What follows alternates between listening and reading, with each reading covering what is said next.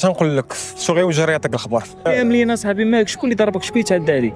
تنقول لك قصتي قصه ولكن غنعاودك ان شاء الله باختصار وصافي. كنت عايش انا والوالد والوالده ديالي، كنا الحمد لله ناس بسطاء تحت الله كاملين فقراء. الوالده ديالي توفات وانا ديك الساعه كانت عمرها ديالي 16 عام، توفات بالسرطان.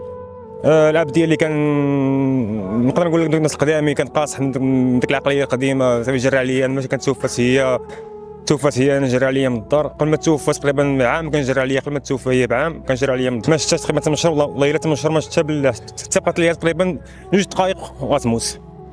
طلعت تقريبا شي 8 شهور هكا، بقيت طلعت لنا داك الريسكي، كنخدم على راسي، كندبر راسي من هنا ومن هنا. صافي واحد الليله هبطت غير بارازر عند الاخت ديالي. هبطت في الليله ديال رمضان، هبطت بقيت جالس قصار مع الاخت ديالي، وشويه هو الوالد صونا على اختي قال لي اجي راه امك راه براسك. صافي ديك الساعه حنا مجموعين في الدار وعرفت باللي راه الام ايدين راه كتوفى. جينا باللي تنتجارى والاخت ديالي دخلت عند امي، كانت معها جداتي والاب ديالي دخلوا كيتسامحوا معاها وداك الشيء. انا بغيت ندخل كذلك، المهم بالسيف باش دخلت خويا حمدي، المهم باختصار بالسيف باش دخلت لعند الام ديالي. وحق الله العلي العظيم الام ديالي تبارك الله خويا حمدي كانت تبارك الله صحيحه، وهذه حتى ولات ضعيفه. ذاك المرض مشى ليها البزوله حيدتها، مشى ليها الشعر قراعت، مشى ليها السنان، مشات ليها اليد ولات منفوخه، مشى ليها الداس ديالها كامله لدرجه انها ولد ديالك ولات مشلله ما كتحركش يد ديالها وفمها ما كتحركوش. ديك الليله هذيك وحق الله العلي العظيم الا 8 شهور ما شفتهاش. ديك الليله هذيك هبطت غير بارازار عند الاخت ديالي، فاش جينا عندها عند الام ديالي للدار داك الشيء. وحق الله كانت يديها ما كتحركهم، فاش شافتني مسكينه حلات يديها وقالت لي هكا وحق الله بواحد الطريقه مسكينه بزاف باش خرجتها، قالت لك كامل الله يرضي عليك اولدي وعنقتني ومات. هذه الحاجه الوحيده اللي بقات فيا لحد الان العلي العظيم، بقات فيا بزاف هاد اللحظه هذه. تسمى الشر ما شفتش، كون شفتها وانا كنت توفات وانا حداها، ولا كنت شبعت غير منها على الاقل.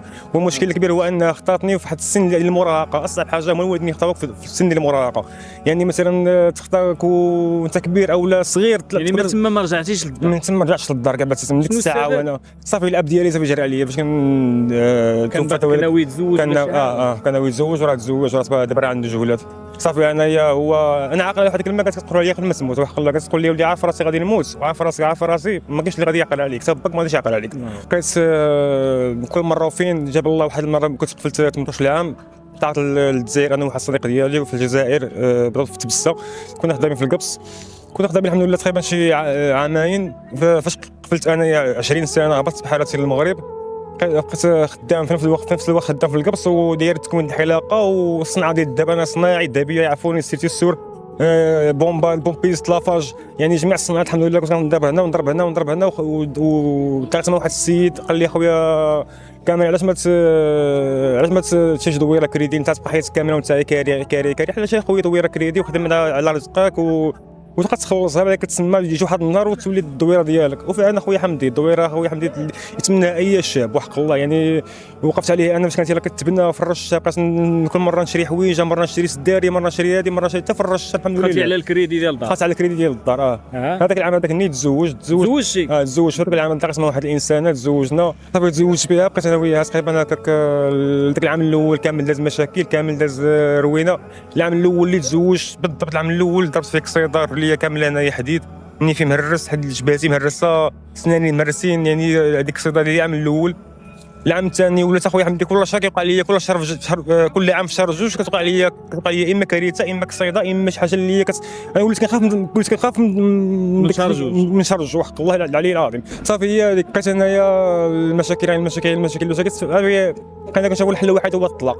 صافي طلقنا، واخا انا ما كنتش باغي نرجع لذاك الوضع ديال نرجع تعزريت ونرجع بوحدي حتى عرفنا راسي تقريبا كنحس براسي تقريبا مقطع من الشجره، عارف راسي ما عندي حتى شي حاجه. بقيت نقول انا يعني الحمد لله ملي تزوجت وبنيت حياتي وبنيت راه اي واحد كيتسنى تكون عنده دويره وشي بنت الناس ويتزوج ويبني حياته، راه كلشي يتسنى القضيه هذه. ولكن انا داك الشيء اللي كنت ناوي، ولكن فاش وصلنا لديك المرحله ديال الطلاق ما كنتش باغي، ولكن وصلنا لواحد النيفو ديال صافي يعني من الاحسن الفراق. صافي طلقنا. واحد الليله انا غير بارازر في الدار جالس ومدمر وربي اللي عالم بيا بالقصه، جالس في الدار. واحد الساعه وصلنا عليه واحد الصديق ديالي كنعرفو، دوز معايا في طنجه شحال، هما جوج دراري وكنعرفهم تقريبا هذه مده وسنين. ديك الليله هذيك انا في الدار صونوا عليا، فين اخويا كمال، فين راك؟ فاش في الدار حنا جاي لعندك، جاو لعندي انا. ديك الليله هذيك انا قبل من قبل ما نتزوج قبل ما نطلع للجزائر كنت اخويا حمدي التبليت ديال بصح كنت تبليت وليت كندير اي حاجه من ديك المشاكل اللي وقعت مع الاب ديالي وداك الشيء اللي كان وقع لي من الام ديالي اختارتني وانا في داك السن المراهقه تبليت. ولكن نهار تزوجت قسما بالله العلي العظيم نهار تزوجت وليت انسان اخر تبدلت. انا بغيت واخا ما جاش شي امي ولا با ولا شي حد اللي غيبدلني ولكن بدلت راسي براسي ما نتمناش شي حد غيبدلني انا بدلت راسي براسي وبعدت من الرفاق السوء بعدت من كلش. ديك الليله ديك انا جالس في الدار ومقلق وربي العالم بيا وواحد الحساسيه وصلت ليا صافي.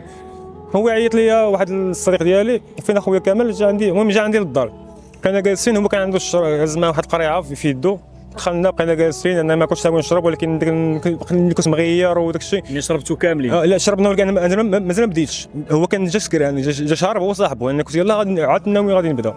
المهم وقع سوء تفاهم النقاش بسيط اللي وقع غادي هذا النقاش ديال شنو غنقولوا هذا النقاش غادي يضرب شويه كانت شويه موسيقى بقى كيهضر شويه مجهد وانا عندي الجيران كنحتار شويه الجيران ما كنبغيش الموسيقى مجهد.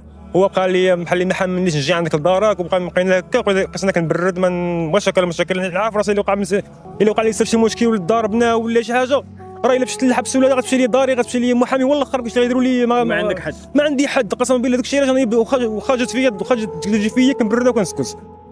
ديك الليله انا جالس في الدار كنا جالسين انا وياه تناقشنا انا وياه واحد شويه ضربني واحد ضربت اخويا حمد الوجه ما عندي من ودني لهنايا ومن عيني لهنايا ومن هنايا وجبالتي ها هي وعاد اللحيه راه عندي هنايا تحت اللحيه هنايا عاد ظهري فخدي يدي هي عندي هنايا اخوان يدي راه العصب ما بقاش خدام يدي واحد الضربه وراني في التصاور راه ما نقدرش نوريها لكم راه حتى وجهه راه شنقول لكم راه كامل ضرابي ولكن اش نقول لكم زيد صافي هذيك اخويا حمدي بقيت وقع تضربت انا في وجهي ولكن قبل ما يضربني اليديه فاش تضربت في وجهي انا ما حسنيش ملي تضربت وفعلا واخا فاش دخلت كدار وقيت مضروب كذلك ما بقاش ننتقم ولا انا خاصني غير نبعد غير من المشاكل.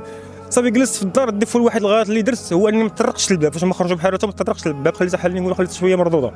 انا جلست في البيت جلست داير هكا راسي على يدي على راسي وجالس وربي العالمين نقول مالينا على الزر هذا وما بغيتش ما كنبكي وحق الله العلي العظيم انا جالس كنبكي في قلب البيت واحد الساعه وانا نسمع بحال الزطيم في الدار مع الدور اللي غندور وجهي كنلقى ديك الجنويه ديال 20 كبيره غيبط عليا النص ديال وجهي انا كنطاكي بهاد اليد هذه طاكيتها بهاد اليد تقطع لك هي باش تقطع الكف كامل تحيد وهاد الصباع هذا طار منه طرفه يعني هذا هو اللي نقدر نساعد به هو الاخر ما كيقدر هو من هنا كيف راني بزاف ديال الضرابي وهذا المشكل الكبير اخويا حمدي فين هو الدري اللي ضربني انا عارفه كيما كان الحال وكان في الوعي ديالو وداك الشيء ما يقدرش يديرها ولكن هذاك اللي كان معاه هذاك هو اللي ما فك ما والو كيتسنى الدقه فوق الجي كيتسناني باش نتضرب والساعه فاش وقع الساعه فاش خرج هو وياه شنو قال له انا حسني بني راه قال له يلا بحال هاد نحشومه كامل خونا وداك الشيء نحسب هكا قال له ولكن لا وقال له يلا ما يعطيك الجنويه مشى للدار ديال خصو وحلوا الدار ديال خصو جبد الجنويه قال له سير حيد له استغفر الله قال له سير حيد له يدو انا كتسناك في راس الدرب.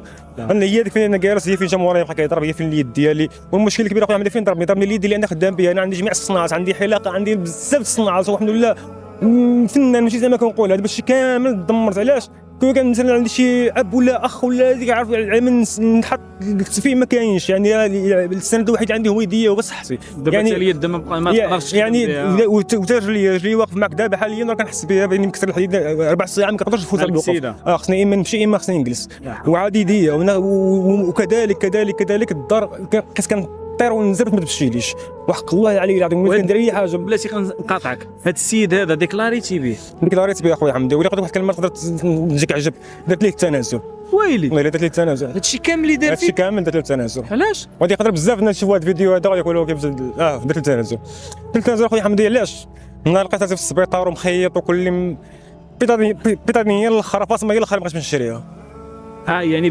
يعني قال لك نعطيك فلوس باش تسمح لي لا هي كان جات عندي الام ديالو جات عندي مسكينه وقعت كتبكي واحد الام مسكينه درويشه بقات كتبكي وطيحات لي مسكين لرجليا وقلت لها تكرر ولدي انا بحكم انايا محروم من الام مسكينه عزز عليا بكى اللي كتبكي على ولدها وليدي تكرر ولدي شوف فيا ان شاء الله وليدي بقيت نشوف مع ليا الا درت ليه التنازل هي ديك البركه اللي كنت شديت بقيت تقريبا كنشري الدوايات والتسرويد واخا التسرويد رقم ذلك التسرويد يعني راه يدي كانت في الاول دايرها كان الحمد لله ملي ولات